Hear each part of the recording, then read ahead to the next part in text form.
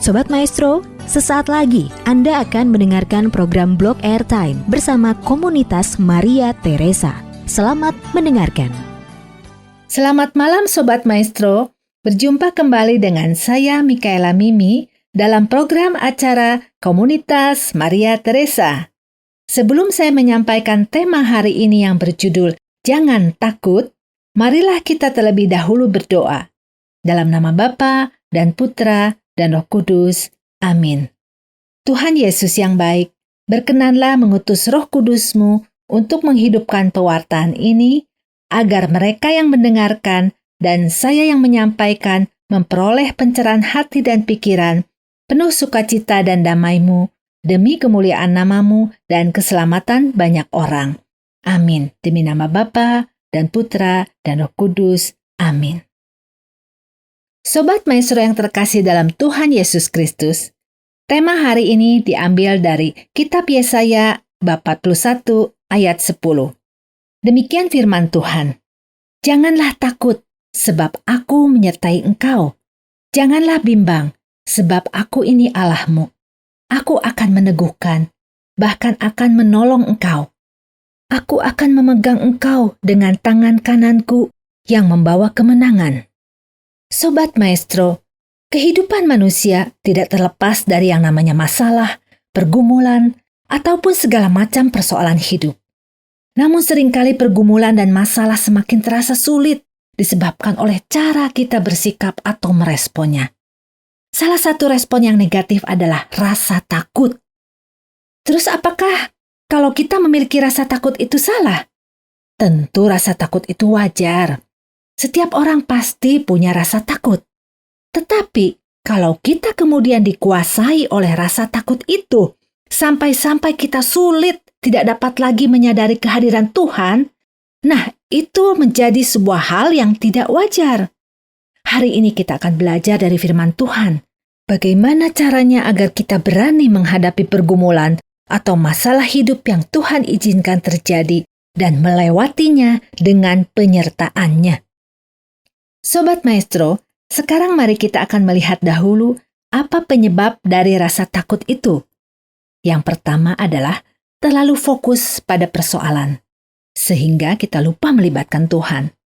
Kita ingat dalam perikop tentang angin ribut diredakan dalam Markus 4 ayat 35 sampai dengan 41.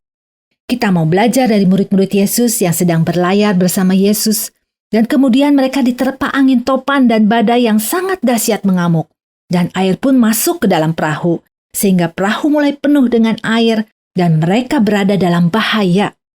Murid-murid mulai panik dan takut, bekerja keras berusaha mengeluarkan air dan menyelamatkan perahu mereka agar tidak tenggelam.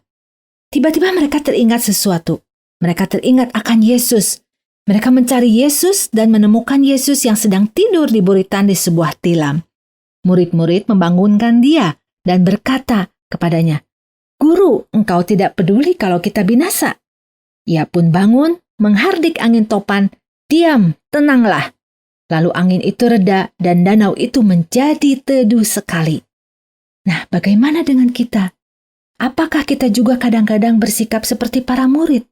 Terfokus hanya pada masalah, mudah kalut, takut, bahkan marah kepada Tuhan, dan berjuang menggunakan kekuatan sendiri untuk mengatasi persoalan.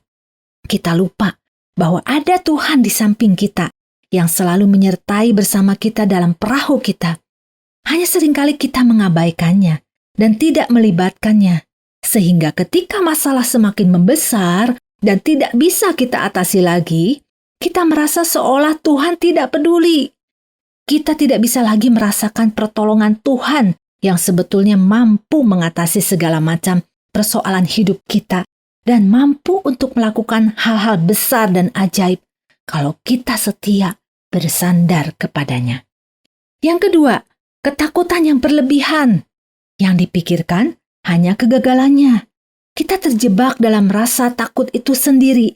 Energi kita terkuras habis memikirkan hal-hal yang negatif, membuat kita tidak dapat berpikir jernih dan tidak percaya kepada Tuhan yang selalu menyertai kita. Sobat Maestro, ketakutan, kekhawatiran, kepanikan membutakan mata iman kita, sehingga kita tidak mampu lagi melihat kehadirannya.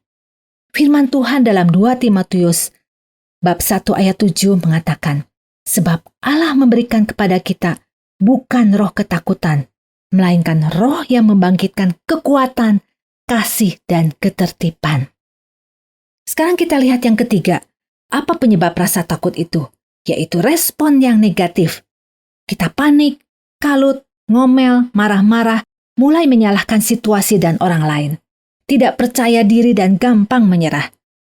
Kekuatan dalam diri kita padahal bertumbuh melalui persoalan, tantangan, tekanan, himpitan masalah, kesulitan, dan sebagainya yang Tuhan izinkan terjadi. Apa tujuannya? Tujuannya adalah agar iman kita bertumbuh dan kita menjadi dewasa dalam iman. Bukan menjadi pribadi yang lemah, rapuh, mudah menyerah, dan putus asa. Yang keempat adalah kurang menyadari kebesaran Tuhan.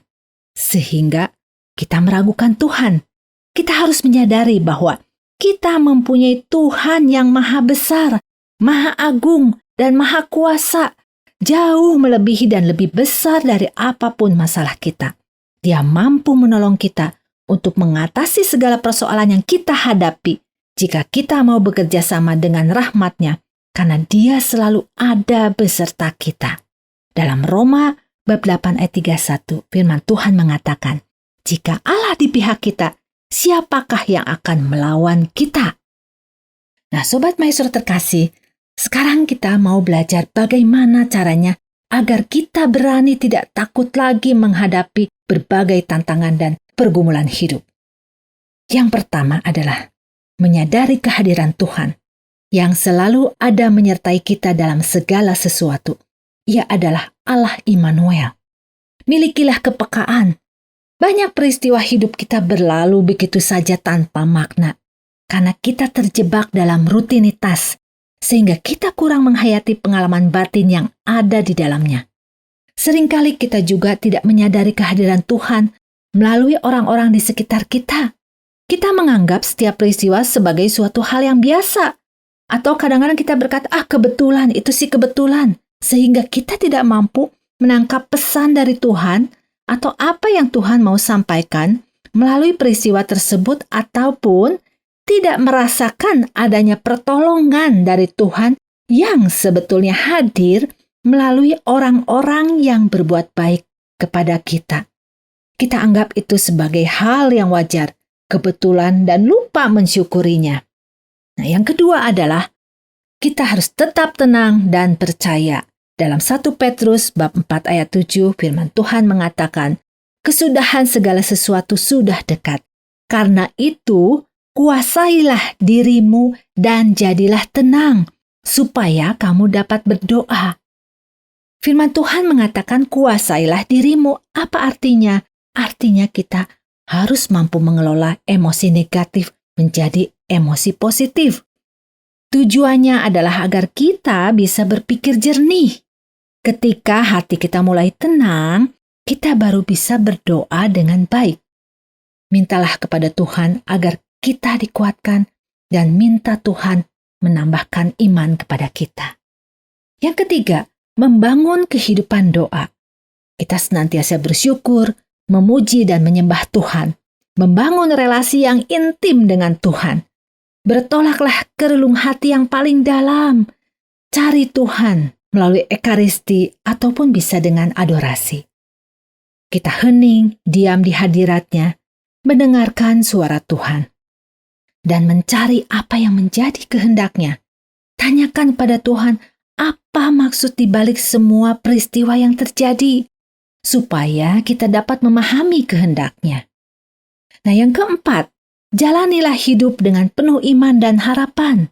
Dalam 1 Petrus bab 1 ayat 21 dikatakan bahwa oleh Dialah kamu percaya kepada Allah, yang telah membangkitkan Dia dari antara orang mati dan yang telah memuliakannya, sehingga imanmu dan pengharapanmu tertuju kepada Allah.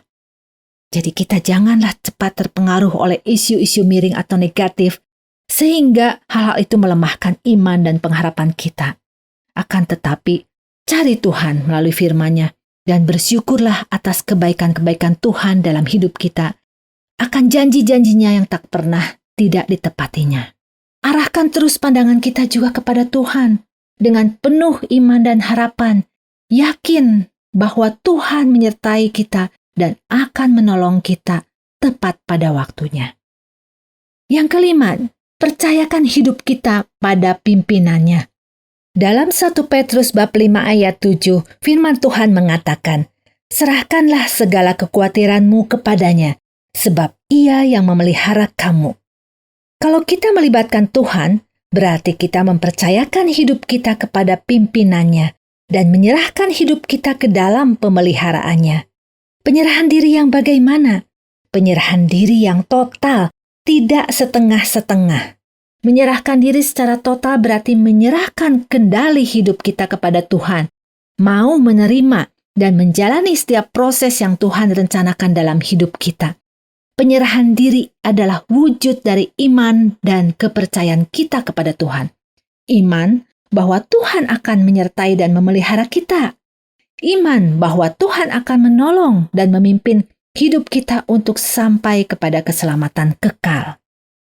Nah, Sobat Maestro yang terkasih, semoga kita tidak takut lagi dan dapat melewati apapun masalah dan pergumulan hidup kita dengan bersandar kepada Tuhan dan melakukan 5 langkah tadi, yaitu menyadari kehadiran Allah, tetap tenang dan percaya, membangun kehidupan doa, menjalani kehidupan dengan penuh iman dan harapan, serta mempercayakan hidup kita pada pimpinannya. Amin. Mari kita berdoa. Dalam nama Bapa dan Putra dan Roh Kudus. Amin. Allah Bapa di surga, terima kasih atas kehadiran Roh Kudus-Mu yang mencerahkan hati dan pikiran kami semua. Bimbinglah kami agar selalu mengandalkan Engkau dalam setiap langkah hidup kami. Dan berilah kami kekuatan dalam menghadapi badai kehidupan. Kami mohon penyertaan-Mu dan mau menyerahkan hidup kami kepada pimpinan-Mu.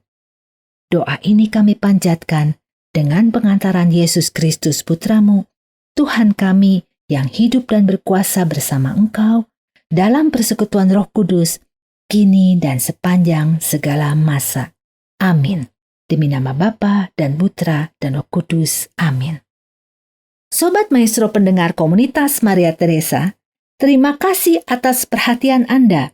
Apabila ada kritik, saran, dan masukan, atau Anda berkenan berpartisipasi dalam pelayanan komunitas Maria Teresa, silakan menghubungi nomor 0812-2459-0914. Terima kasih, Tuhan Yesus memberkati. Anda baru saja mendengarkan program Blog Airtime bersama komunitas Maria Teresa. Terima kasih atas kebersamaan Anda. Tuhan Yesus memberkati.